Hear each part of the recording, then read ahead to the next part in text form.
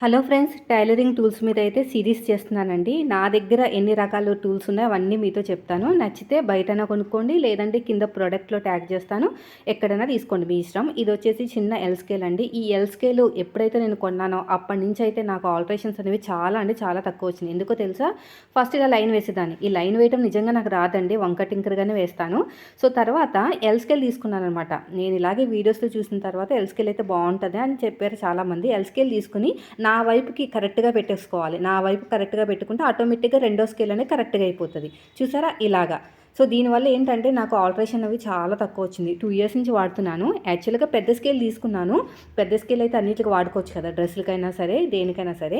ఆ తర్వాత రీసెంట్‌గా ఈ టేబుల్ తీసుకున్నాను కదండీ! ఈ టేబుల్ మీద కట్ చేస్తున్నాను కదా! టేబుల్‌కి సరిపోవట్లేదనమాట.